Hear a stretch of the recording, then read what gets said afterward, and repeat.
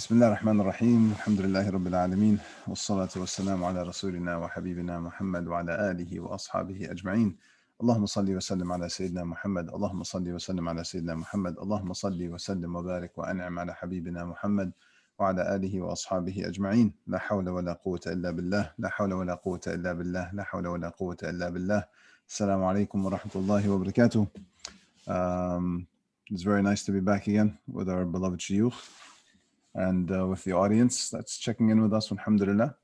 I really just wanted to start off this week seeing how the shuyukh are. I haven't gotten a chance to speak to them for the whole week. So how are things going, Shaykh Osamah? Alhamdulillah, زي الفل. Alhamdulillah. ازيك انت? Oh, by the way, if you don't know what زي الفل means, it means I'm like flowers, alhamdulillah. Alhamdulillah. Oh, I didn't know. I didn't know that's what it actually technically meant. زي الفول طبعا يعني. There's الفل والياسمين Mm. and then what in Jordan you guys have like Jordan the Shami, Jordan Palestine have like Sabah al-Warda, right? Yeah, صباح الورد. Yeah. I've never heard that in all my 30-something years growing up as a Palestinian. I never heard that phrase. I've heard Sabah al-Khair. So. Not all Palestinian, Jordanian, etc. spaces are the same. Created equal. I guess not. And how are you doing, Shaykh Yasir? Alhamdulillah, fadlu min Allah wa ni'mah. It's been a lot of last week was did a few reminders around Sheikh Al-Ayyan, and so this week we received a lot of just comments and notes and reflections, and actually some people from Egypt messaged me about if this can be, they want to listen to it, but it's in English, can it be translated? So I said, we'll have to see Shaykh Osamah, inshallah. الترجمة الأعظم والأول والأكبر. يا سلام. كلامك الله يبارك في جهودك. Shaykh Osamah is a specialist of الترجمة الفورية في ICPC. صاحب المايك. يا سلام. Remember sitting in the back with the mic? Yeah, no, I do. Yeah. I don't know if you ever did that, but like I think many of us, you did, right? You had that. Of course. And I think Dr. Imad too. Yeah, everyone had their cycle with the direct translation. Well, we have. I think historically it was we have Muhammad Filali. Yes. Brother Mazuz does it often, right? Yeah. Dr. Imad, yourself. Who else was doing instant translation? There's a few other brothers. Yeah, I did it. I did it a few times when no one else was there. All right, and people would be like people would get frustrated because my methodology was to I would translate in context.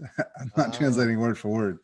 Okay. So like there would be like long pauses and people like, "Oh, were you going to say something here?" Yeah, it's translating is an art form. It's not easy. Especially to capture the meaning and do it seamless and not being choppy and let people actually benefit. Make people go to school for translation. Yeah, subhanAllah. Yeah, and Shaykh Qatnani, he from what I remember, he used to use a lot of phrases too. They weren't just like he wasn't speaking pure Arabic. Like there was a lot of like cultural phrases that he would include and cultural references. And those are not easy to translate. If you were to translate them, they wouldn't make sense very much. Yeah. And I know what you mean. Yeah, but for me, subhanAllah, like his Shaykh Qatnani's language is a lot easier to, grasp and convey. And I've tried to translate for a few others before. I remember there was, this doctor, the professor, it was like he was presenting and I was supposed to translate. But the content of what he was presenting, it was like written and he was reading it really fast and it's really heavy and really deep. I just like gave up, I could not. And subhanAllah, it's not easy. It's not easy to do that. It's a lot easier to translate in written form than it is to do the direct translation because you need to just have this ability to okay, here and then articulate, here and then articulate. And it's just I did the most recent translation I've done was a couple of years back when Sheikh Zaied al-Kamli visited us in Boston. Wow, I didn't know he visited. Yeah, and he was giving a talk in a masjid in Massachusetts called Masjid Huda, or Al-Huda Society, and predominantly Moroccan audience. But I took the whole community that I'm a part of, and I was like, we're gonna all go there. Actually, I actually suspended my program. I had a Friday night halaqa. I was like, we're all gonna go and attend Sheikh Zaied's class, because I've been listening to him for years, and someone that I have a lot of regard for. And and so I showed up, and then they're like, okay, well, Sheikh Yasir is here. Can you translate for him? Uh, so I said, yeah, sure, inshallah, bismillah, why not? For the most part, it was manageable. But then, if you listen to Sheikh Saeed, he goes into these like, 1-2 minute rants in Darija, like Moroccan Darija. And for me, it just sounds like I don't know what he's saying. I'm like, what was that? I mean, so people. So the funny thing is, at one point, so at a certain point, I think some of the Moroccans realized that there was like there was an audible pause, like you could hear the pause, because I'm like, and then there's just people look at me and start smiling. Might be a sheikh, but Moroccan you're not Darijas, Moroccan. I mean, I can barely, make out words if I can. SubhanAllah. SubhanAllah. I think because I've been in that position, with Arabic and English, and I'm very used to just like constantly thinking in both languages, especially because I usually try to incorporate Arabic in my talks, like especially with the ayat and the hadith, and even sometimes the concepts too, just to cater to both. I remember one time, and this was like years back. I think it was like it was 10 years ago actually. I was in this masjid. For Ramadan, and I was there to lead Taraweeh and things like that. There was a brother, he was a convert to Islam, and I spent some time with him during that month, and I remember he had iftar with me a few times, and one of these times I went to go make tea, and like I was thinking in Arabic but speaking in English. So I told them, "Do you want me to put the water on the fire for you? حط لك المية على النار." So he just looked at me and he was like, he didn't know what to say. It's like, if you put water on fire, it's gonna kind of turn it off. Yani, that doesn't. So then I started. I explained to him what it meant in Arabic. Yeah.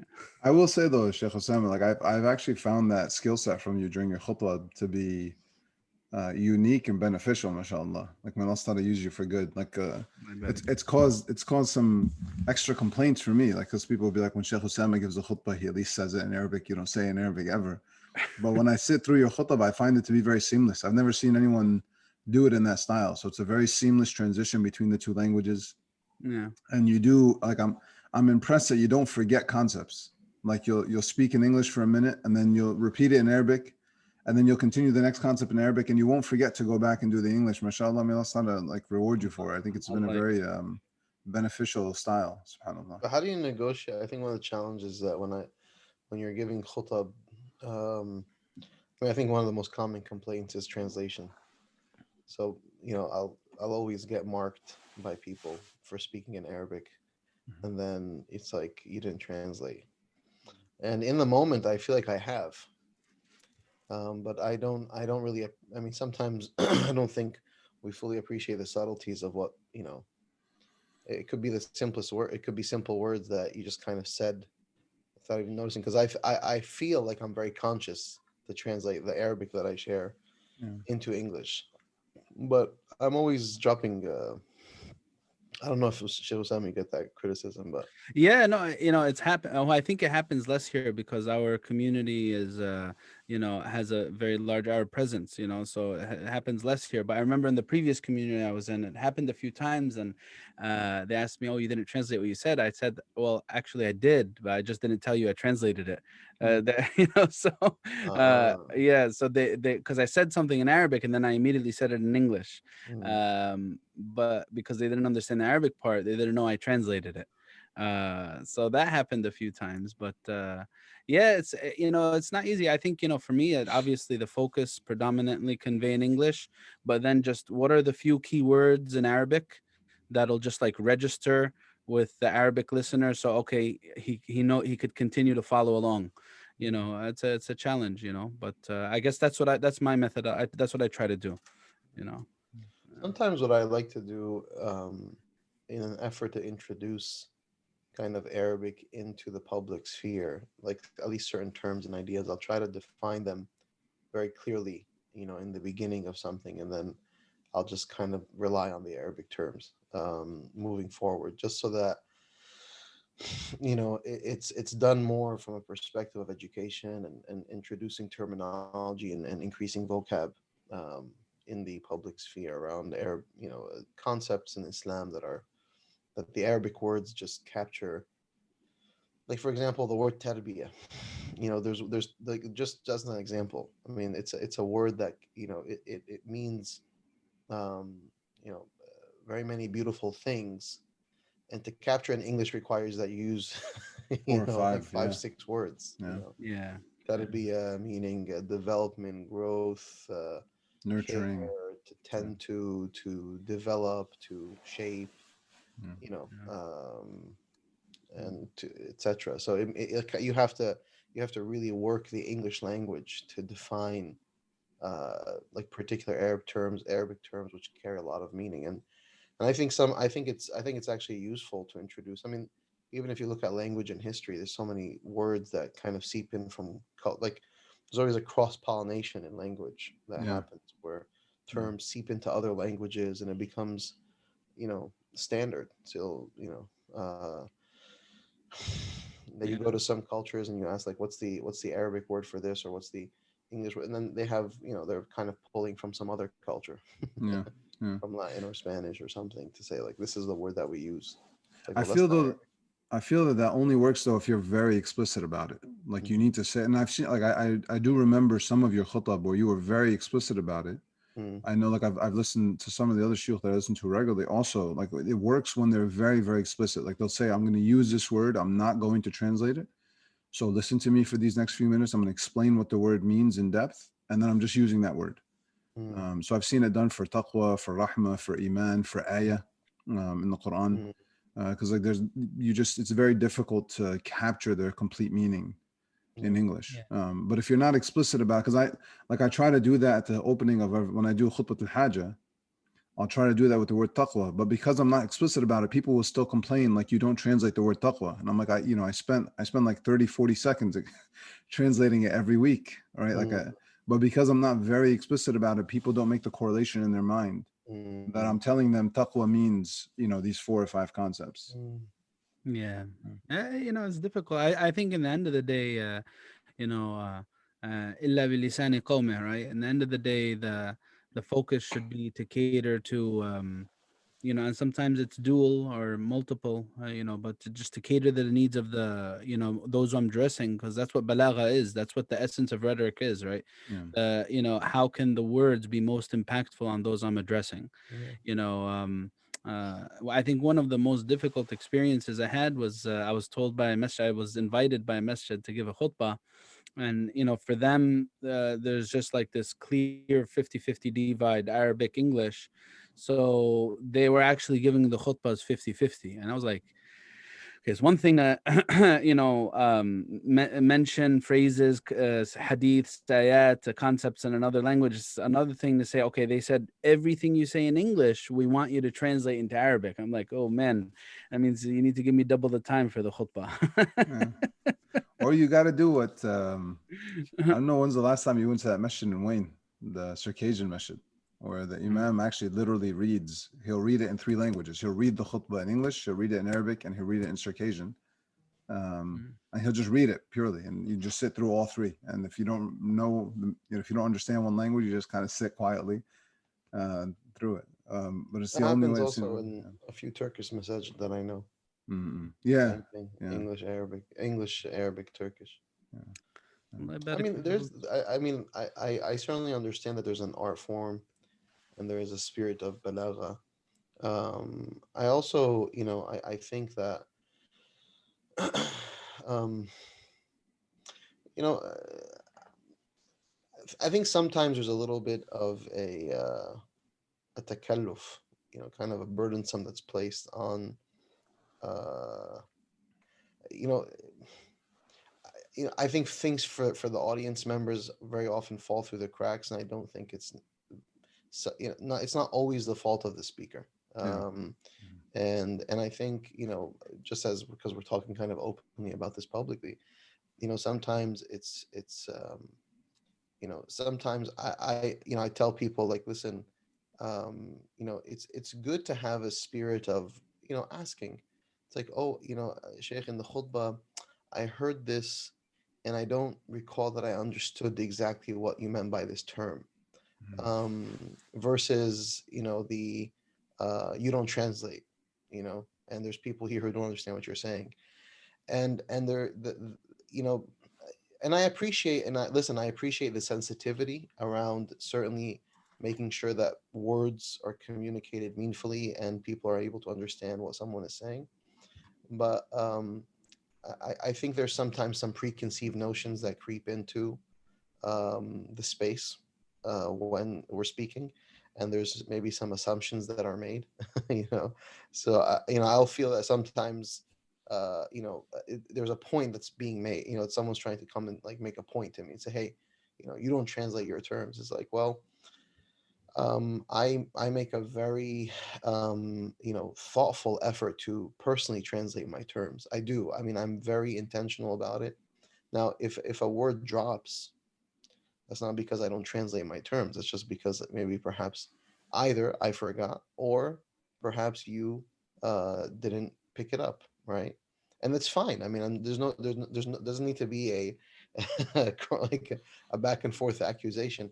I think we just have to have a spirit of tasamuh, of openness, of asking. And it's good. I mean, I think that sometimes when someone has to, ask me for a concept or an idea, that's a healthy thing. I'm not saying that we should put such a burden or such an onus on the audience members, to have to like sift through or to decipher what someone's saying. No, I think we should be accessible and convenient and understood. Um, but the new concepts, new phrases, new ideas. This was also, I mean, the Prophet ﷺ was obviously the perfect speaker, and he very often introduced new ideas, new phrases, new concepts, new ideas. And he translated them, of course, and he explained them. But like, I don't know. I feel even when that the idea of like you go to a masjid and someone says, the community, the board or whoever is inviting you says you have to, telling the sheikh you have to do 50-50. I think that's I think that's crossing the lines of what should be requested. You ask a sheikh to come and give you a khutbah. Don't try to curate exactly what the sheikh should do. Well, Give I the sheikh mean, his freedom to do. You can say, listen, this is our audience, and so please just take in, and this is what our audience is accustomed to, and please do what you find is suitable. Yeah. There's because what I'm referring to, by the way, in all of this is introducing a culture of adab in how we speak to each other. Shuyukh with communities and communities with shuyukh. yeah. And there's this disposition that exists at times in the Muslim communal space, which is like the community, like they're the users, and like the sheikh is like Product. the tool, or the gadget that's being used. And so you just kind of go up and like troubleshoot, and you kind of pose and correct, and people feel a little bit, I think, at times too comfortable, and I'll say a little bit too entitled, and how they, and I'm not saying that shuyukh are above reproach and they can't be corrected. Obviously, by the way, listeners, everything I'm saying right now I know is not like the safest thing to say publicly, because the no child goes, oh, who are you, just because you're a sheikh you don't want to be. No, I just think that we can, as a community, I'm not saying there aren't shuyukh that are aggressive and belligerent and harsh, but I think we can really think and consider the nature of our culture, of how we communicate, and how the sheikh is actually someone, um when trained and knowing what they're doing, that they have insights into how things should be done. So rather than like use them as a gadget to just be programmed, it's like, do this. You have to, Sheikh Osama, you have to give the khutbah 50-50 Arabic English. I don't like those kind of commands. I think I think we can say, like, we have an Arabic and an English audience. Like, here are the demographics, here are the age. This is what we tend to do. Please, inshallah, whatever you think is suitable. To me, that's just a way of communicating, because obviously the sheikh who's coming is not oblivious. It's not like some thoughtless being who just, if not dictated to, is gonna cause some disaster. Um, so I don't know. That Uh, was a little bit of a well, subhanallah, and I guess well, this relates to a lot of things in one of us. That was a subdued rant, by the way. well, yeah.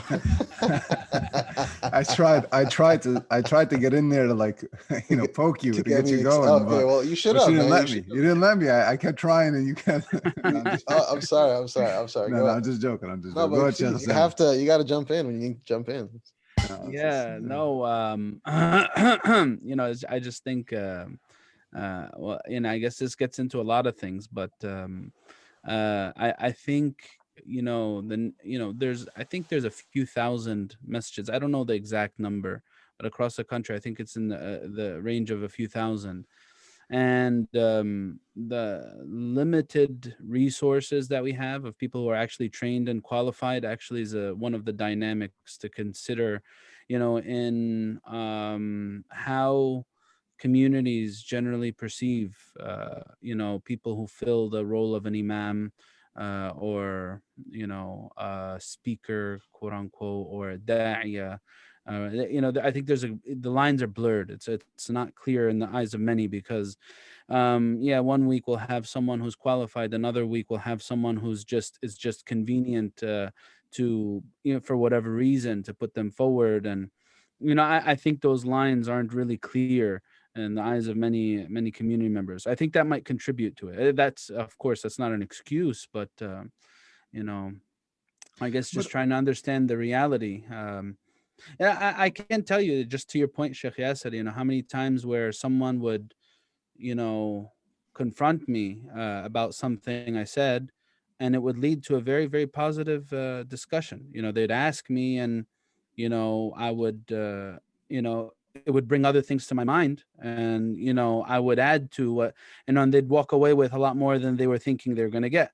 That's not just, for me, but it's just a reality of, you know I guess, it's just a reality of breaking those boundaries, like, not to be too, I guess, enclosed upon ourselves, to, reach out to each other to actually convey our concerns, questions, feedback, and all the rest, with a way that's genuine and sincere, of course. but I think what Sheikh Yasser is getting at wasn't that, like, people shouldn't come and ask and poke. I think that, I mean, so there is something. It does say something about the audience. If every time you get a comment, the comment comes in the form of a complaint and not the form of a question, it says something about that member of the audience, right? Yeah. Because a person with a sense of, and I'm not thinking of anyone. So if someone listens to this and you asked me a question in the past, I don't remember you, so don't take this personally. But it says something about that person's mental and like spiritual state if they don't come to you with a sense of humility. Like, I didn't understand this concept. That's one thing. It's a sign of humility versus you didn't do this for me. It's a sign of there is a little bit of, like, belligerence there, right? Like, why do you assume I didn't do my job? And people, when I'm listening to a khutbah, no matter how intently I want to listen, there's always moments where my mind blacks in and out. Like, my mind thinks of something else. The khatib said something and it reminds me of something else in my day, and then I come back to the khutbah.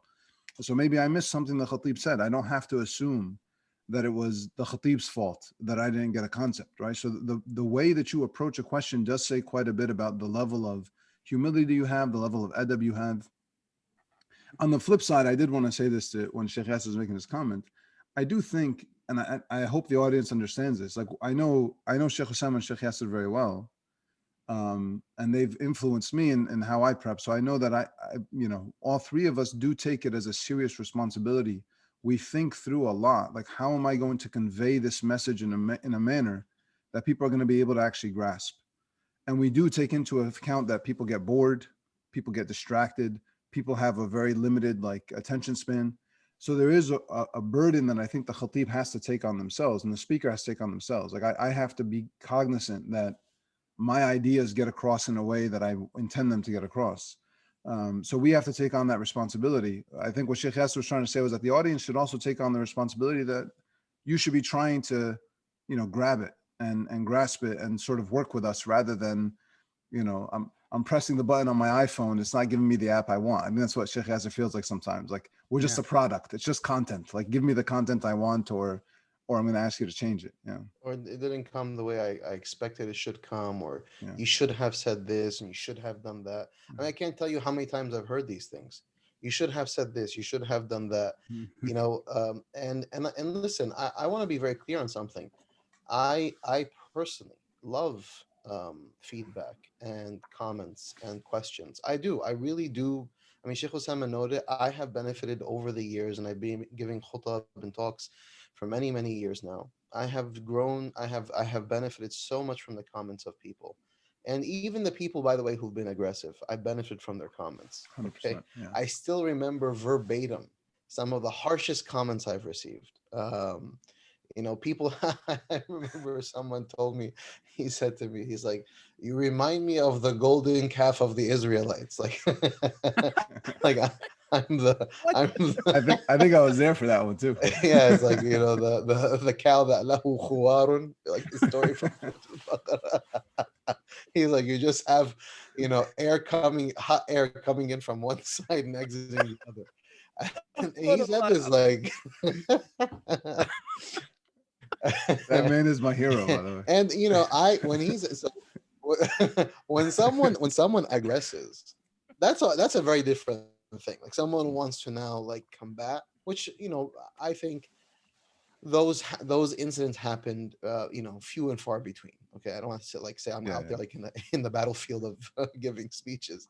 No, alhamdulillah, the overwhelming majority are people who want to listen and benefit and who will send me thoughtful critiques and comments or things of that nature. But what I'm talking about is, and I think we just because we don't talk about these things publicly, we are, as a tradition, a very refined tradition. We have concepts of adab, and by adab I don't mean, and people hear the word adab, they think that's like code word for silencing.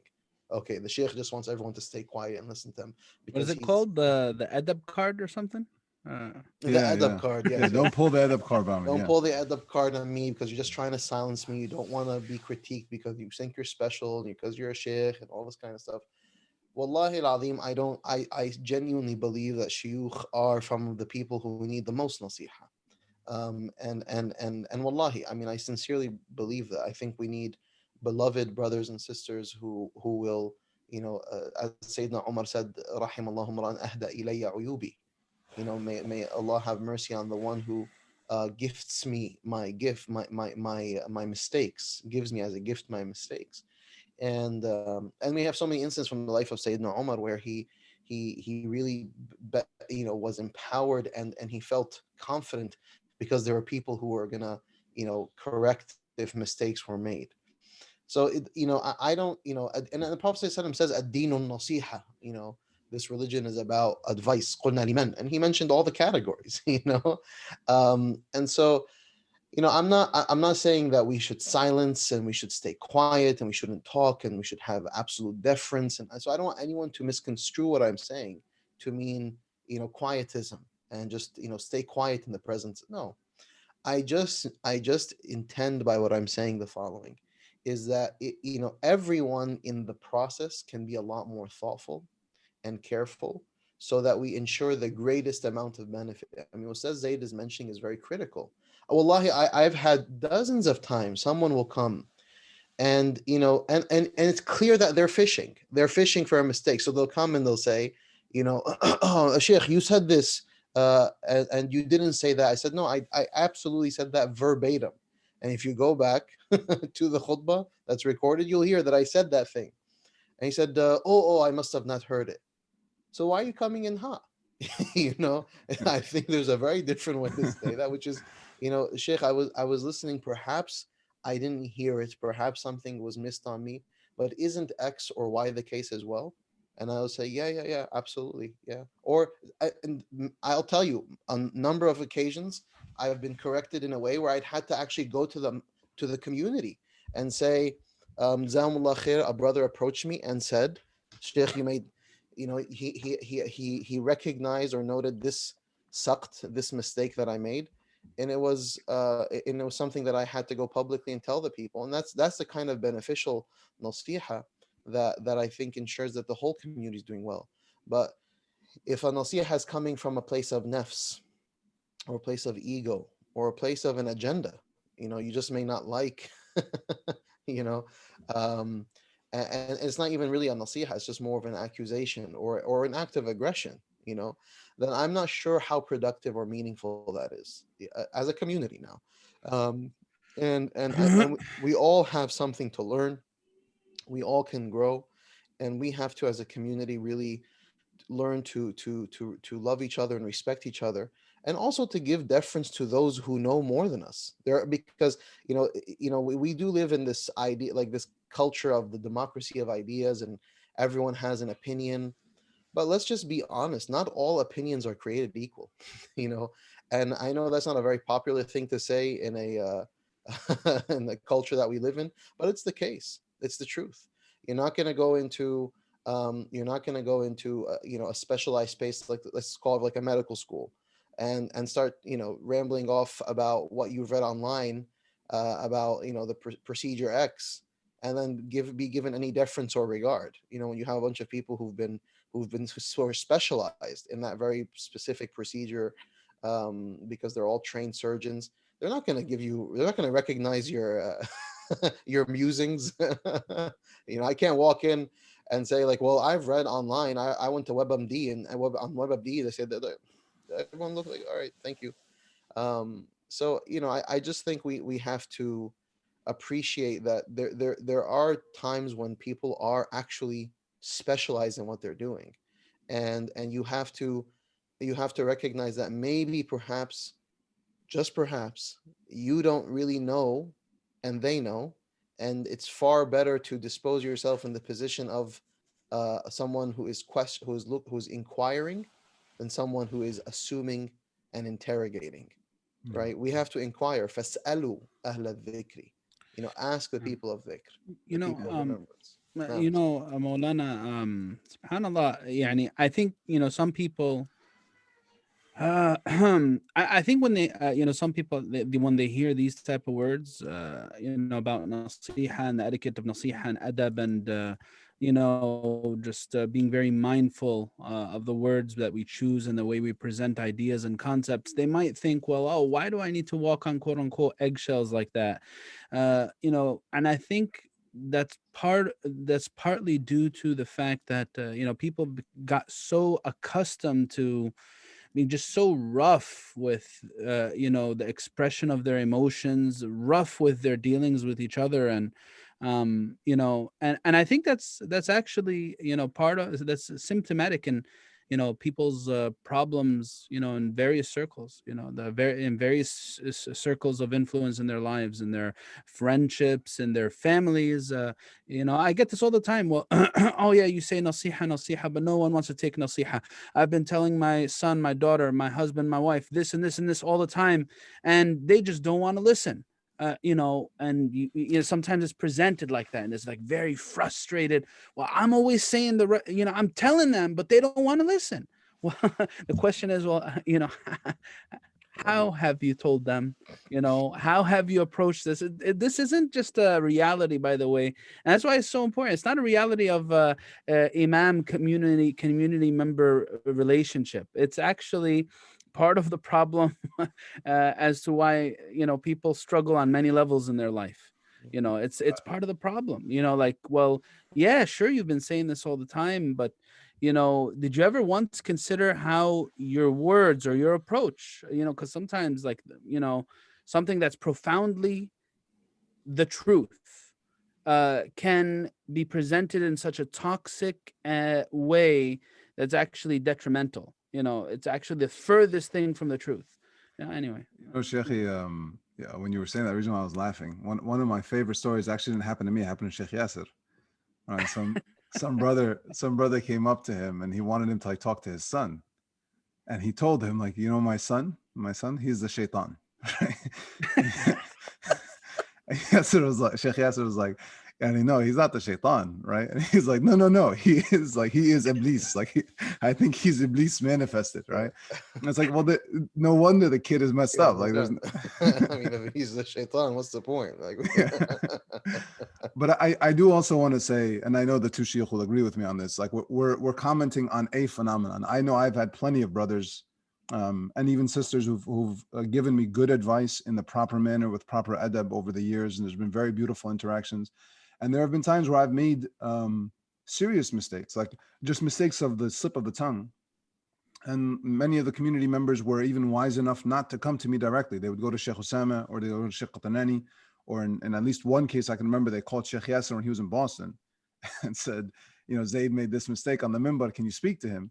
So there's a lot of hikmah in our community as well, right? Like, I don't want to make it seem like we're only getting negative interactions. There's a lot of beautiful interaction. And I want to point out something. I don't recuse shuyukh of also not being the wisest. There are shuyukh who can be very aggressive, very belligerent, very harsh, and they may have also fed the culture around this point that Sheikh Osama was making, in terms of like just the harshness that may exist within space, the way people express themselves, and I just, I think there's something in our sacred tradition, that really teaches us to be far more, Allah subhanahu wa ta'ala says, "Ud'u ila sabili rabbika bil hikmah," with wisdom, call to the way of Allah with wisdom, wal maw'idha al hasana, and use like the most beautiful of words. And wajadilhum billati hi ahsan, and even when you're in a state of argumentation, you have to channel the greatest forms of ihsan, beauty and excellence. And the Prophet ﷺ says that that الرفق ما دخل في شيء إلا زانه, that gentleness did not enter into something except that it beautified it. وما نزع من شيء إلا شانه, and it wasn't stripped from something except that it made it wretched and ugly. And so there is and also saying, جربت السيف واللين ووجدت اللين أقطع. I've tried the sword and I've tried gentleness, and I find that gentleness cuts better. And so there is this spirit that we as human beings, we do really react well to gentleness in general. And listen, I mean, the ulama, when they gave us guidance around how to accept nasiha and give nasiha, they've said the following. They said, when giving nasiha, give it on a silver platter in the most adorned and beautiful way. And when taking nasiha, take it even if it comes to you on a thorny wooden plank that is harmful, but if it's good, take it. And there's a there's a famous story that I've shared in different occasions, but Sheikh Ismail Sadiq al-Adawi was giving the khutbah in Masjid al-Azhar when he was he was the khatib there. And this, when he was the khatib there, I mean, it was a big deal. And so there's a story that's narrated from one of his students that he came off the minbar, and he felt like he was on fire. He felt it. He felt, that was the khutbah. And so this is how the story is being narrated. And so and of course, I mean, for those of you who are familiar, when you go to some of these places like Al-Azhar and others, especially if you're a big scholar, I mean, usually you have a hashia, like this massive grouping of people around you that can go, in the dozens up to 100 plus people more, who are just following you as you're leaving the masjid. And so they were kind of escorting the sheikh to his car.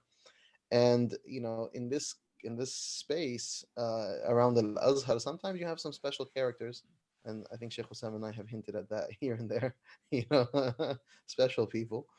And so a guy, as Sheikh Ismail is leaving the masjid, a guy comes to him, and he smacks Sheikh Ismail Sadiq al-Adwi on the chest. He hits him like that, like smacks him really hard. And he says to him, "مبسوط من نفسك يا ابن الكلب." right? He tells Shaykh Ismail Sadiq, he's like, you're proud of yourself, you son of a dog. Excuse the harsh language. And it sounds harsher in Arabic, so the Arabic listeners, please forgive me, Annie. I should have preempted. And so, of course, this is Shaykh Ismail Sadiq al-Hadawi, and all these people are around. And I mean, Sheikh Osama can imagine, just because we've been in those contexts, what that looks like. I mean, that's a very aggressive. And so, of course, everyone wants to devour this guy, just kind of like tear him into shreds. So Sheikh Ismail says, leave him alone. Khalas, just leave him alone. So the man kind of like smacks him, says what he says, walks away.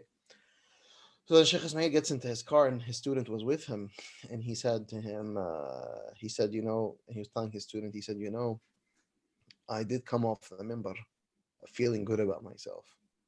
And I was very happy with the khutbah that I gave. وَهَذَا رَسُولٌ مِّنْ عِنْدِ اللَّهِ. Like, this was a messenger from Allah to put me in check, to bring me back to my senses. And I shared that story. I'm not saying that we should walk up to the shuyukh and start smacking them around and say, well, mashallah, I'm just trying to make you humble, Sheikh.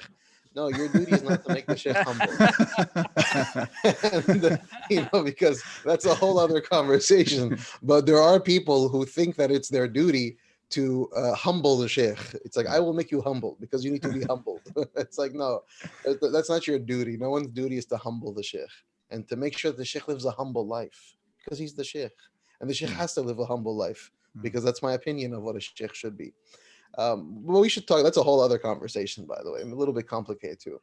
But but what's beautiful in this regard is that you accept nasiha and you look at it for what it is. I think Sheikh Osamah, there's also a story about Imam al-Shafi'i being called a donkey.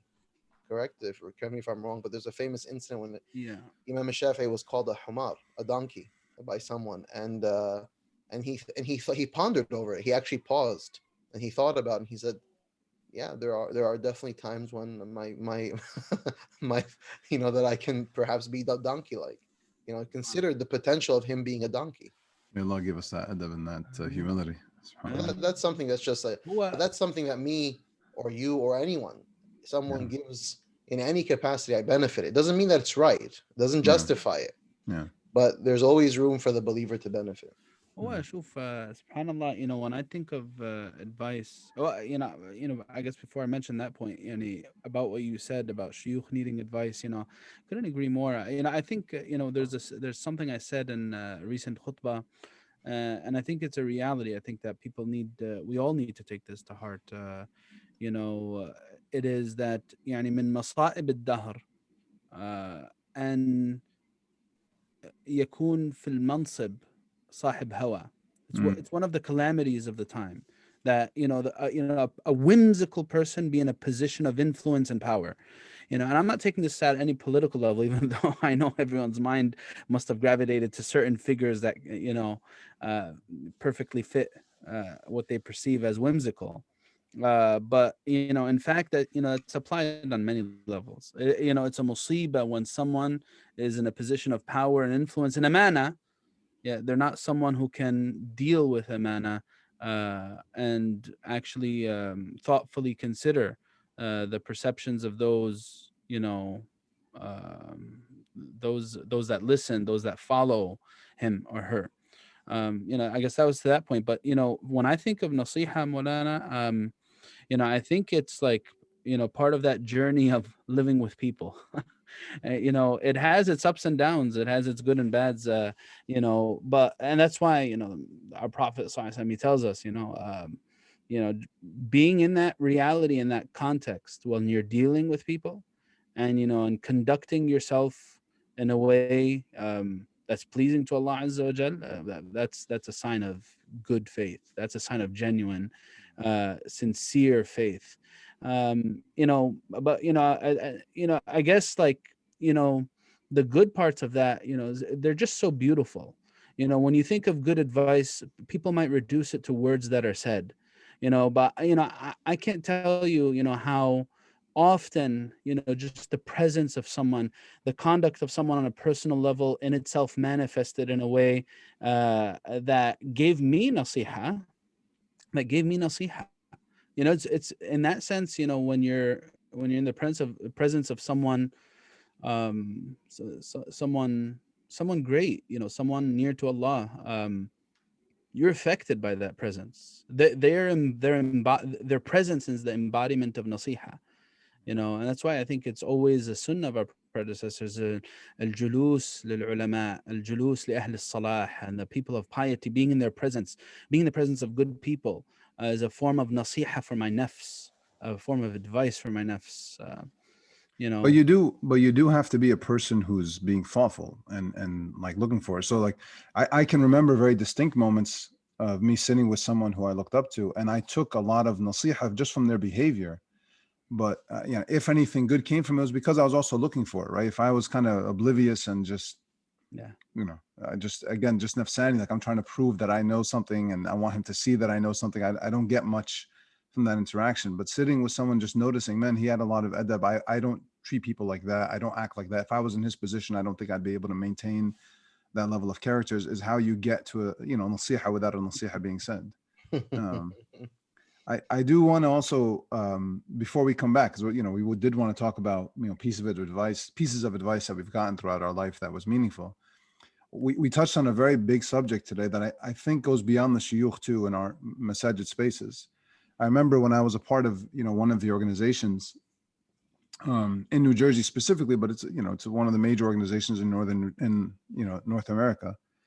And I was a part of the leadership structure. One of the advices that was given that has stuck with me was that when you are in a position of responsibility and you're going to be held to account, like you have to be ready for the full gauntlet, right? People are going to be easy with you. People are going to be harsh, and you're in a position of responsibility.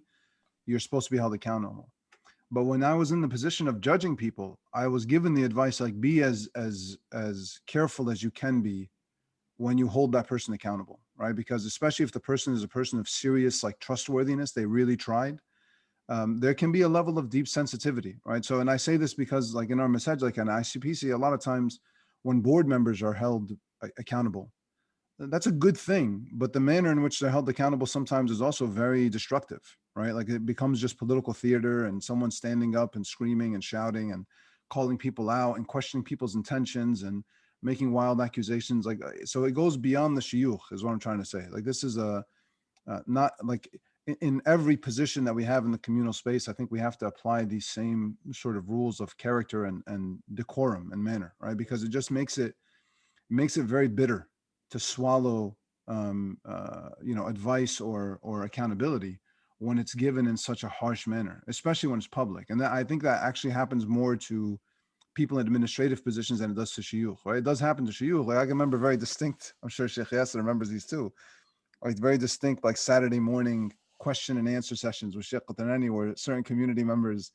would do their best to embarrass him, right? But it happens, I think, a lot more with members of the board or like the executive team, where they're held to account publicly, and it's like presented in such an ugly way. And so I think the advice that we've just discussed, I think, should be taken to heart for all of the positions in the masjid, not just the shuyukh. As you're saying, as you're speaking, you're reminding me of a point that I've been like thinking about for the past while, which is there seems to be this idea in like the public sphere that when you're quote unquote speaking the truth, that suffices and that gives you all the credibility to say what needs to be said, regardless of style or form. So it's like I'll see this comment very commonly made. I'm sure Sheikh Osamah is familiar with it. It's like, you know, don't talk to me about my adab. Don't talk to me about how I'm saying it. Talk to me about what I'm saying, because what's important is what I'm saying, not how I'm saying it. And وهذا الإنسان مغلوط. This person is actually faulty and wrong in how they're conceiving of things, because the Prophet ﷺ was beautiful. He was muhsin. He was excellent. His speech, the truth, the form, the substance, all of it was beautiful. And he was rahmatan lil alameen. And so we kind of have this nafsani, self-centered disposition often. And I'm now, putting it across all the levels, because we're all human beings, and so this type of nafsani trigger exists in all human beings. But this idea that how I say something doesn't matter, and the adab of how I communicate doesn't matter. It's just like what I say. You should accept it. There are people who come and And if you they'll don't accept it, aggress. there's something wrong with you. Like if you don't accept it, it's because you're arrogant. Exactly. That's what Yeah. exactly. It's like they'll come to you, they'll be very aggressive, and they'll say, Wallahi al-Azim. And let's say, well, I mean, Allah is my witness. There are a number of times where someone has come, been very aggressive, okay? And I will calmly listen, okay? And then I will respond. I will respond thoughtfully. I'll say, okay, Jazakallah khair, I hear what you're saying. However, and then I will, I'll say one points like that I want to in well, Sheikh, listen, I'm just giving you nasiha. If you don't want to accept the nasiha, don't accept the nasiha. But I'm not type يعني ما هو you can't come in swinging, all right? Then I put up my guards and I said, hold on, just let me explain to you. And then you don't like that. This doesn't work. I mean, and so we have to like, there is this sense that's now very dominant, which is my opinion matters. I should always be able to articulate and communicate my opinion as it is, and it should be accepted unequivocally, right? And it shouldn't be rejected, and it shouldn't be even critiqued. Yeah. That is a real problem in society. I mean, the Prophet ﷺ, so much of our sacred tradition is about من كان يؤمن بالله واليوم الآخر فليقل خيرا أو ليصمت. That you believe, if you believe Allah in the last day, then say good or remain silent. Guarantee for me what's in between your jaws. I'll guarantee you Jannah. And endless ahadith about the tongue. And Imam Ibn Qayyim speaks about the afatul lisan, and Imam Ghazali speaks about afatul lisan, like the real pains of the tongue, and the ailments of the tongue, and how destructive the tongue can be. So I do think we have to be very careful, because even in listening to our discussion, I can hear the wheels. I can hear the wheels of certain people turning in their head and saying, "Oh, they want to check me." Everyone wants to check. People want to check me right now. Although, Shaykh Yasir? Did you hear him? He's trying to say, عامل حاله شيخ. مفكر حاله. No, and that's the whole. No. But you say that, but that's true. There is a part of our culture which, unfortunately, and this is, by the way, and let's to be very honest, and I come from an Arab culture, so I'll say it. In the Arab community, there is a far greater readiness to dismiss the sheikh, and just say, well, شو مفكر حاله هو؟ يعني he's a sheikh, شو, he's a sheikh, so what? شو مفكر حاله أحسن منه, right? One time I told a brother, he it was, in the Ramadan specials where people are trying to vie for like the front line, and may Allah subhanahu wa ta'ala bring us back to masajid in a way where we're vying for the front line again, because we don't, in the pandemic we haven't had to do that. May Allah subhanahu wa ta'ala اللهم ردنا إلى مساجدنا ردا جميلا يا رب. And I was telling a brother, so a brother took someone else's spot, like, a brother was standing there, someone took it. So I said to him, please, step back. He looked at me, he's like, Wallahi, عندي more taqwa than you. Wallahi, I have more taqwa than you. And all of you, Wallahi, I have more taqwa. Okay. There's no special, not because you're the sheikh, you're special. I said, I'm not trying to be, I'm telling you, you took that brother's spot. Step back. I'm going to be standing up front, so I'm good. Just give them. And the brother felt, fully confident about his position, his opinion, his perspective, and he brought it down to the space of, I have more taqwa than you.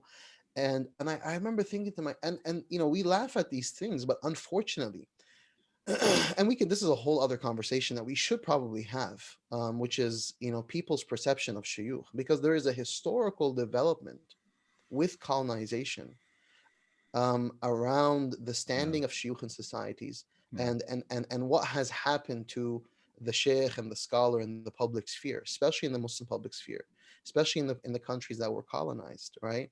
Where you had, Western European influence, and how they begin to perceive scholarship. And, so you look at a country like Egypt, who the sheikh was, 150 years ago, very different from today. Right. And so there you now have internalized in so many of the masses, especially of the Arab masses, where it's like, the sheikh is just, okay, someone, saying what he's saying, and I can listen or not listen, and critique or not critique, and just to take it as I want, or very often just look at the sheikh as someone who's kind of giving me some religious entertainment, and I بحب أسمع للشيخ, I like to listen to the sheikh, rather than it being a far deeper spiritual enterprise of tarbiya and ta'lim, development and learning and humility, etc. Yeah, subhanallah. I think, just so no one misunderstands, yani, is there a context for being firm in certain situations? Yeah, we have this dynamic of tarbiya. Tarbiya, you know, um, tarbiya has its, components of firmness, leniency, even though leniency should be dominant. But at certain times, we even learn this from the character of our beloved Prophet, sallallahu alaihi wasallam, where at certain points, but again, it's with fiqh, it's driven by fiqh. It's not like, "Oh, I'm going to put you on blast. Shaykh Yasir, I'm going to put you on blast. That's it. And I'm going to just go around, you know, that's coming from lack of taqwa. I'm going to go around spreading rumors, spreading news. Oh, Fulan, he does this. Oh, Fulan, he said that. Fulan doesn't want to do this. Fulan is with this or against this. That very politicized reality is very toxic. But, when it's coming from a place of fiqh and understanding, it's different. One time the Prophet ﷺ, the way he addressed Osamah bin Zaied, when the Bani Makhzum, a noble Arab tribe, they knew that the Prophet ﷺ loved Osamah bin Zaid. So they approached him. They said, can you, get our, the woman that's from our tribe out of punishment because she committed a crime. And so he came and he tried to negotiate this with the Prophet ﷺ. And the Prophet ﷺ was very, very firm with him.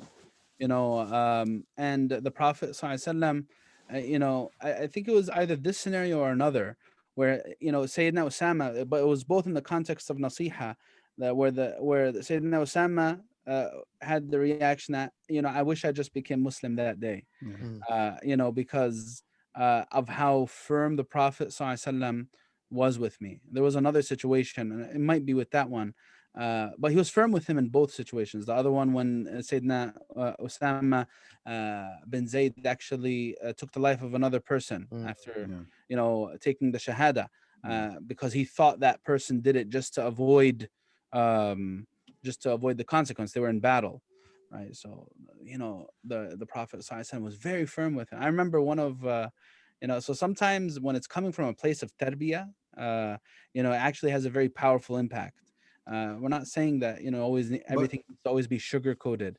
One of the shuyukh. Yeah, go ahead. But Shaykh, I think the key there is that the Rasul ﷺ has that exactly. He's in a recognized position authority. to do that. Yeah. So I had mentioned that there were some times where I made errors, and like very wise community members would contact you or Shaykh Yasir or Shaykh Qatanani, exactly, knowing that something needed to be said to me that was very like direct, but it would come from someone who I clearly recognize as like a superior. Fiqh. It needs fahm, so there is that dynamic of nasiha, but like I remember one time, one of my teachers, rahimahullah, Shaykh Imad Ifat, rahimahullah, I was in his class, as a fiqh class, and there's like about 50 or more students that were regularly attending, and I was a new student, and he would make it very common to put certain students on the spot, not to put them on the spot, but actually to give them the strength and courage to and actually encourage them to even prepare harder for the lesson. Everyone knew if you don't prepare the lesson and he puts you on the spot, you're gonna have it. So, and that's just like a form of him training the student. But so one of these times, he asked me, he stopped the reading and he pointed at me. He said, "You." He didn't even know my name at that time.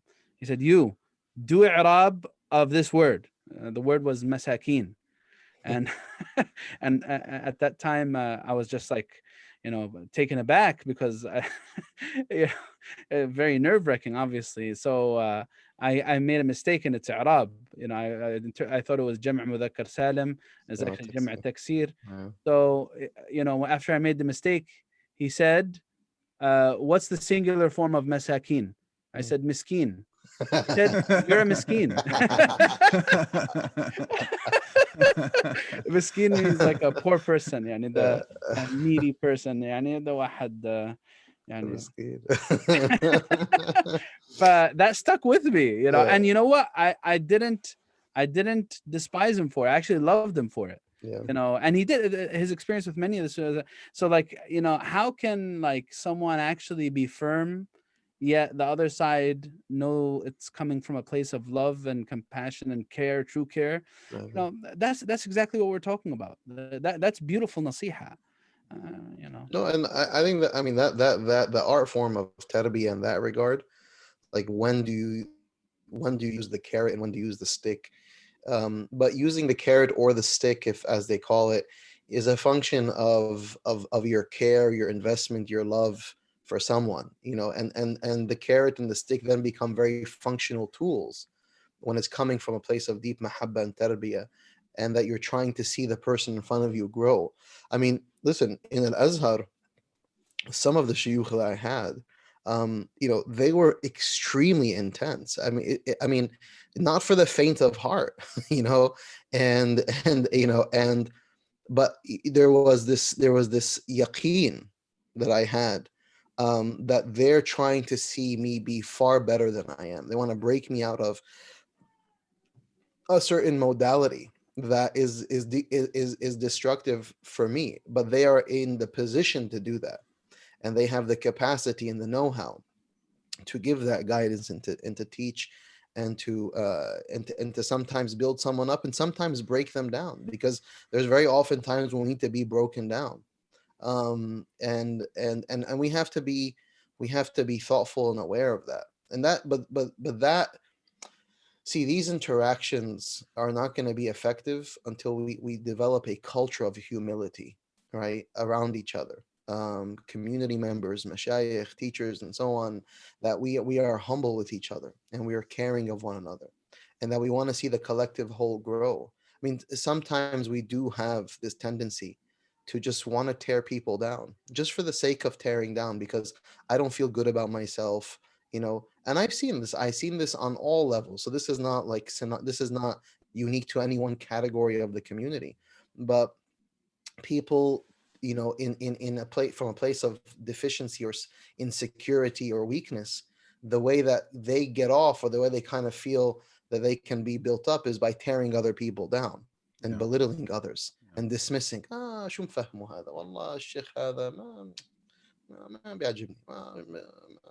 It's like very dismissive, like, when you say, oh, he doesn't understand anything, oh, well, he's not really, I don't really like to listen to him, I don't have him chat, like that very dismissive, arrogant disposition, or or vice versa, or shiyukh with shiyukh, or whatever the case is, that is not the culture that the Prophet sallallahu alaihi wasallam wants us to have. And so rather than justifying some of the harshness and the aggressiveness that we have with each other, and I mean, I've said this about the online space. You have the people online whose life mission is to just call to the absolute haqq and destroy everyone in their path. And that, I mean, that's not the project of the Prophet sallallahu alaihi wasallam. I'm sorry, like that's not what the da'wah or the seerah of the Prophet sallallahu alaihi wasallam even remotely indicated. So if I can just interject one question, because Please. I do want you to hit on this directly, right? Yeah. Especially with the online space, because this is a growing problem, especially among young Muslim men in the Western world. One of the arguments that these belligerent online truth tellers will give you is that, the community is so astray right now. Like we're so enamored and like we're under the spell of liberalism and like this Western philosophies, that we need some harshness to sort of punch through it. And so, maybe my adab is not perfect, but it's intended because people need to really hear it, and they need to know that like, these shuyukh are really misguided and they're so lost. And if I'm not sharp and harsh with it, you're not going to listen to me, right? I mean, what would the response be to that? So I find this so interesting because people will say, they'll be out there, and they will be testifying to the truth and critiquing and analyzing and deconstructing and recording long videos and writing long articles. But then they say, but I'm not a sheikh. I'm not a sheikh. I'm just saying the truth. Like, I find this to be so remarkably warped. And it's so you're out there communicating to thousands and thousands of people in a manner that you have self-constructed. So you've developed this shtick and this modality of being, and then you use this very subtle thing at the end and say, but I'm not a sheikh, where everyone is taking you as a guide, listening to you, abiding by what you're saying, and actually following your methods, following the words that you're articulating ideas. It's not like as if you're saying nothing. You're not just like playing verses from the Quran and Sunnah. It's not like your whole like page is just playing Shaykh al-Husari and like someone reading Sahih Bukhari. You're actually saying words, and you're saying words extra, and you're saying a lot of words, and you're saying obscene amounts of words, and then you say, but I'm not a sheikh. This is chaos. This is absolute chaos. And in nowhere do you see in the heritage of Islamic scholarship and in the way of the Prophet ﷺ and the Sahaba and the Tabi'een and Tabi'een and all the way down, do you see this very belligerent, aggressive, harsh modality being the way of ilm and ulama? You don't see that. I'm not saying that there was not harsh critiques or criticisms or things, but in what context those were done, and in what audiences and what places, amongst whom, a very different context. You're talking about scholars with scholars refuting each other in specific spaces. But this online debacle and toxic theater of now garnering followership because you are saying, I am speaking the truth and my mission is going to be to destroy people. Literally, the objective is to destroy. Sheikh X, destroy. Sheikh Y, destroy. Destroy all the Imma because they are compassionate, or they're they're false, or they're being brainwashed by liberalism, and in what realm does someone feel that they have the authority to do that, right? And when you have none of the senior scholars or du'at or people of respect and recognition who've been doing this for decades, even remotely doing something similar to that, right? But then someone puts themselves in that position. So when we have, if young people, or not even young people, older people who listen to these people are listening to us, which may not necessarily be the case, but regardless, I would say the following, be very careful if all of your consumption is about critique, deconstruction, refutation, tearing down people, tearing down things. Really, that is not the ethos of what we see inherited from our teachers. I've never seen my teachers be that way, right? And I've never seen them behave that way. And the Prophet ﷺ's ethos was, yes, to speak the truth, come forth with what you are commanded, and he conveyed the truth, but the envelope, as Sheikh Mukhtar likes to say, the envelope was one of deep rahmah, right? Deep compassion and care and gentleness, right? And the it's not like Quraysh wasn't like deeply embedded in some like false philosophies and worldviews, and they were very deeply into it. The Prophet didn't come and punch through anything. And this idea that so when Shaykh Osamah was saying earlier, to use harshness, if you want to call it that, is a function of fiqh. When do you actually do that? You actually have to know when to do that and how to do that. But when that is your standard MO, angry, aggressive, destructive discourse, that is something that is antithetical to the way of either our inherited tradition. It's just not how Islamic scholarship was. It's not, you go to the Deoband, you go to Al-Azhar, you go to Zaytuna in Tunisia, you go to Fas, you go to these countries and these spaces of learning from east to west. That's not what the scholars are engaged in, as a standard. Not to say that there aren't people who do it, but it's not the standard inherited. Well, I can definitely see contributing to this, Maulana, is like just the mode of operating when it comes for people demanding their rights, the struggle for justice, and I could definitely see the quick pushback that people might give to that. Well, the battle for justice, might be messy, and the people I'm dealing with, or though the nature of society is I need to be an quote unquote agitator. I need to make a lot of noise to get things done, and they'll cite examples, of if we didn't do the protests that we did, and all of the, the things that we said, and the actions we took, we would have never got justice for fulan or fulana, or that. So and they'll cite examples like that from, and I think the key word that I took from what you said there is first off the fiqh part of it, doing it with wisdom and understanding versus just making it the standard. That's the second thing. And I think it's really problematic when people make that the standard of communication with each other. What, I'm going to say it. I'm not even going to say it. I'm not going to even be generous enough to say it once to you. I'm just going to go out full blast on Facebook and say, I'm going to, I might tag a person or an organization and say, why am I not hearing from you? What are you doing about this? And all the rest, so I think that might be part of what's contributing to it, but I think it needs to be resolved.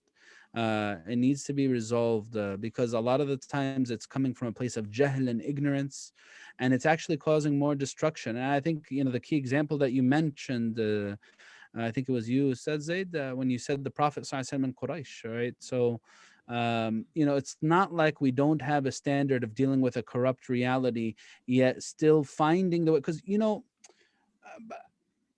part of this is like, I don't want who I am to be altered because society or people are toxic.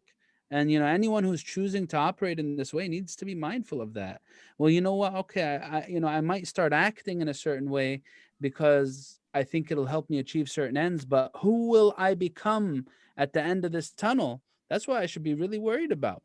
The Prophet ﷺ, managed and showed us how to still remain profoundly empathetic, merciful, compassionate, yet he had to deal with a very merciless reality with Quraysh. So, those Well, are, also, it's top of mind because, we just came out of the week sort of commemorating the anniversary of the assassination of Sidi Malcolm, rahmatullah alayh. You were mentioning like sometimes we have to be agitators, we have to be protesters. There's no bigger, in my mind, in like in the 20th century, there wasn't a bigger agitator in America than Sidi Malcolm was. But everybody who knew him and spoke to him like in person would tell you he had a way of calling out injustice. But if you were there speaking to him, you would feel like he wasn't he wasn't calling you out. He wasn't like, he was making you feel like, I want to be on your side. I want to be on Malcolm's side against this injustice. So even the greatest agitator of the 20th century in America, right, who probably doesn't get the credit that he deserves for pushing like the conversation as far as he did, wasn't someone who did it by like tearing people down. And although that's the image they try to give you of him, that's not the way people remembered him. And if you go listen to his speeches, you'll find the same thing. I don't remember a speech of his where he would tear people down by name and just refute them. And so he would attack concepts, he would attack ideas, he would call out hypocrisies as concepts. But if you were the one listening to him, you would come away feeling like, I agree with him. And I don't feel like I'm the one under attack here, right? What tends to happen with these agitators is they're picking on a person. Like, this person is misguided. He's like, they'll have all sorts of words for him. He's a deviant and he's just misguiding people, and they'll question his intention. And then the whole like 45-minute long video is just, they'll take a clip and break down what is he trying to say here? What is he really saying? Why didn't he say it this way? It's meaningless nonsense. You're not being an agitator. You're not like pushing a concept forward. You're just really tearing someone down. It's not, you can't compare the two, in my opinion. It's a false comparison. But I think there's also something to be said here, and it goes back to the question of, to use an academic term, but like epistemology, like, how do we know what we know, and how do we know things, and how do we learn, and things of that nature. And you know even Malcolm X, rahimahullah, he's a man who evolved. He started off somewhere and he grew into other things, and he speaks about his own faults and mistakes that he's made, and the growth that he had, and the individuals that he met in his life who هو يكن إليهم التقدير, like he really gives them a type of deference because of what they've introduced them to. And I just watched this beautiful thing that was put on by Yaqeen about, with an interview with Dr. Osman, who was a Sudanese individual who was doing his PhD in the US, and he recounts all these moments and conversations he had with Malcolm X, and you see the growth, you see the evolution, but and you see in his disposition, the one of Al-Hajj Malik was a one of sincerity and love and deep love. And humility. He loved humanity, he loved people, he loved the truth, and he really wanted to see something thrive. And he evolved in that process, right? But even to that point, right? So I would not make any comparisons with like a lot of the modern agitators and Malcolm X. I think that's just a qiyas ma al-fawariq. It's a type of analogy, but with like multitudes of difference between the modern and who he was. So people who like to say, well, I'm just doing what Malcolm did, I would say check 1,000 things to verify that may be the truth. But even that, our standards do not come from any singular modern individuals, no matter how praiseworthy they are or how much we love them. Our standards come from Allahu wa Rasuluhu, right? And the inherited body of the Islamic intellectual, like spiritual, legal, and theological tradition. That we take it from as-sawadul a'zam, that's the vast blackness of the ummah, the whole enterprise. So this very modern individualized discourse that we have, so it's like, so someone comes online, starts to do a lot of stuff, okay, and then wants to be negotiated as an individual. Well, tell me what I'm doing wrong, and I'm just calling to the truth, and I'm just saying this. It's like, get out of the way. We have to, as a community, realize that there is a standard truth that comes from Allahu wa Rasuluhu that has been passed down by throngs of scholars, right? So it's not some individual subjective project, right? On either side of the spectrum, okay? There are those who are quote unquote liberal and to the left, and there are quote unquote conservative and to the right, those who claim to be the absolute purveyors of haqq, and they're just calling out the falsehood. And this type of absolutism that exists in singular individuals who are defining and deciding what should be. And then what they do is they start this ridiculous course, and then they try to identify people who will just be agreeable to them, right? And say, okay, you're with me, good, come. Even if this person themselves is like, riddled with perversions and falsehoods and chaotic ways, but as long as it's agreeable to the mission that I have, and then we become like these really weird, warped utilitarians, like the ends justify the means, pragmatic utilitarianism. The ends justify the means, whatever it takes, because I have to tear down the falsehood, okay? So even if it means that I destroy as collateral damage so much khair, so be it, because I have to ensure that the falsehood is destroyed, right? And the haqq is affirmed.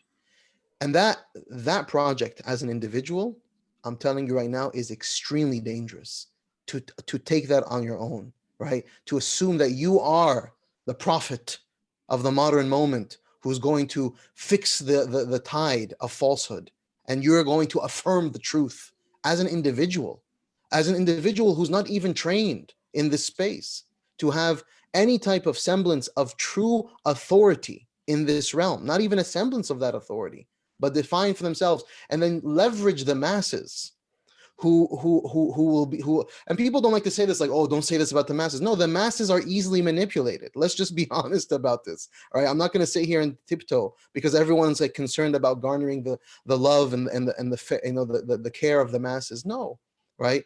Don't leverage the masses and weaponize them. Okay, feed them some ideas that kind of conform to their basic sensibilities about religiosity, and then now you have an army, right? You have an army of people who advocate for you, and then you You become have an army deluded of by online those trolls. numbers, That's what you huh? have. You have an army of online trolls, is what they Yeah, are. and then you become deluded by those numbers, though. You really become deluded. Like, how can I be false when I have 1,000 followers or 100,000 followers or a million followers, whatever followers, right? You know, there are, trust me. I mean, there are plenty of people who will have those numbers, and those numbers will be nothing but a ma'sa, a true sore point, and a source of a lot of pain for those people, right? And so I just encourage the masses to always stick to jama'at al-muslimin, the broader conception and the group of the muslimin. Do not ever allow yourself to fall into this trap of isolating yourself with one or two individuals as being the representations of haqq, and then you color everyone else with a broad brush of being manipulated or falsified or liberalized. These are brainwashed because they've been in these spaces of interfaith and I don't know what, and then they become like just broad communal space of falsehood, and we are upon the truth and the haqq, right? And this is the problem that has seeped into so many spaces, as Sheikh Osamah was noting, and it's a real disease. I believe it's a cancer upon not just the Muslim communal space, but the broader communal space as well. I do want to say, I know Sheikh Sam is ready to say, I do want to say one thing. I haven't examined them closely enough to say this with like clear confidence, but I have a strong inclination or a strong suspicion that a lot of these numbers that these agitators or whatever you want to call them have are falsified. I don't know that they're real. Like I don't know. I spend a lot of time with young Muslim men. I get questions about them, but I don't find too many people that will come to me like they really believe in what some of these people are saying. It's quite often like an amusement, and then there'll be like well, he said X about this sheikh who I follow quite a bit. Is he right? Right. But I don't find too many people, and this is anecdotal, right? But I don't find too many people who genuinely come to me feeling like, oh, I really feel like this person is speaking the haqq. They come to me kind of like, what the hell is he doing? So I find their numbers to most likely be, falsified, and they probably have a lot of bots that do their online bidding. Go ahead, Sheikh Hassan.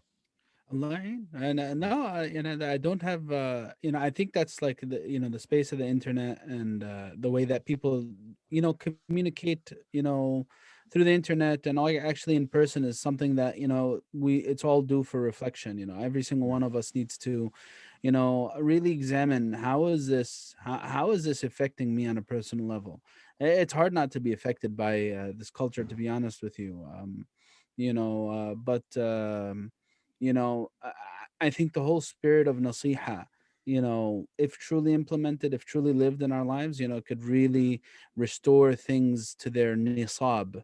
It's not like we don't have a route to change, a path to change in our deen. We already have one. We don't need to go make up one or choose one that'll destroy me in the process.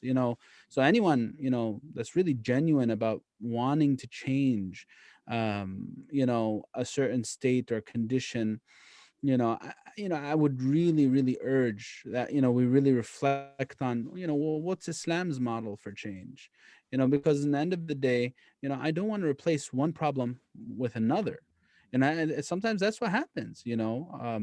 It's a big subject, but like even when you think about it on whether you think about it on an individual level or on the social scale, this is something that we've seen, that we've experienced close up, and also in certain political and social realities. Well, if I go about trying to change something in a very wrong way, I likely will not like the results. I'll just replace one problem with another, and that second problem might be even far worse than the initial one. Allah afina. I mean, I think that's a very beautiful way to, to transition out of this talk. And inshallah, I hope it was a benefit to us all, ya Rabbil Alameen. But, just want to kind of close with this, which is the Prophet ﷺ says, "Ihris ala ma yanfa'uk." Be keen on that which it brings you benefit. And, we really have to think about the afterlife. And we have to think about when we're standing in front of Allah subhanahu wa ta'ala and being held accountable for our actions. And, we should really be busy as much as we can with things that please Allah and His Messenger sallallahu alaihi wasallam. Really things that will embed the love of Allah and His Messenger sallallahu alaihi wasallam in our heart. The recitation of the Book of Allah, salah, sawm, reading, learning, studying, khidmah, giving service, spending time in the business of just armchair philosophizing and critiquing of others, regardless, whether it's just critiquing the news, critiquing politicians, critiquing the political situation, critiquing people online, critiquing du'at, just being in that culture of analysis and critique that is usually just reactionary, very often nafsani. That is not productive. That's not ma yanfa'uk. That's not what's of benefit. So, if a person finds himself trying to just justify what it is they do as being meaningful and honorable, and then they also the the other term that's used, well, you guys are not doing anything about it, so I have to do something about it. It's the delusions of grandeur. It's the hero myth. Like, I have to save the world, and no individual, illa al-Habib sallallahu alaihi wasallam, has that type of disposition or reality that can even be in their orbit, let alone, you and I or any singular individuals in the modern day who are, ala masakin, as Shaykh Imad told Shaykh Osamah, miskin, احنا كلنا masakin. We're all masakin, wallahi. We're all in that type of disposition. But I just pray that we don't get so caught up in how things are done and how people do things and the nature of people's conversations, whether the conversations you're familiar with at home, the conversations you're familiar with, what you heard growing up, the way you see things being consumed or negotiated online. We have to take ownership of our actions. We have to take ownership of our behavior. We have to take ownership of what we listen to, what we look at, what we hear, what we say, because we are going to be held accountable as individuals on the Day of Judgment. Okay, and Allah says, قُلْ اعْمَلُوا فَسَيَرَى اللَّهُ عَمَلَكُمْ. Do and He'll see your actions. And He says, وَافْعَلُوا الْخَيْرِ. He says, do good. And so we have to be very thoughtful about these points. وَنَسْأَلُ اللَّهَ الْعَافِيَةَ وَالْمَغْفِرَةَ. We ask Allah subhanahu wa ta'ala to pardon us and to grant us wellness, al-afw wal-afiyah, to grant us, pardon us and grant us wellness, and to be graceful with us, and to be exact His subtle grace upon us. وَيَرْحَمْنَا, and to have mercy upon us and to guide us. Allahumma arina al-haqqa haqqan warzuqna ittiba'ah. Oh Allah, show us truth as truth and help us to follow it, and show us falsehood as falsehood and bless us to stay away from it. Allahumma ameen, Allahumma ameen. Barakallahu feekum. Jazakumullah khair. Shaykh Sam, do you have any final words you wanted to share? Nope. It's pretty much it. May Allah subhanahu wa ta'ala make us of those who accept nasiha and give it in a very beautiful way. Allahumma ameen ya Rabb. Ameen. Ameen. Barakallah feekum. I was given one of the last pieces of nasiha I can remember from my khutbah was a few months ago. One of my teachers happened to be in my khutbah, and I went something like 18 minutes, 19 minutes, right? And he called me afterwards, and he's like, "You're in the middle of COVID. Nobody's interested. keep it to 10 minutes tops and finish." All right. So he was trying to tell me, know your audience and know what the threshold is. I think we've kind of reached that threshold for today's episode, inshallah. So there's more that we wanted to get to. I wish I could give a khutbah that long. But may Allah Ta'ala, inshallah, accept this from us all as moments of ibadah and moments that count for us and not against us on the Day of Judgment. Jazakumullah khair to everyone who's been with us, and inshallah we will see you all next week. Assalamu alaikum wa rahmatullahi wa barakatuh. Salam.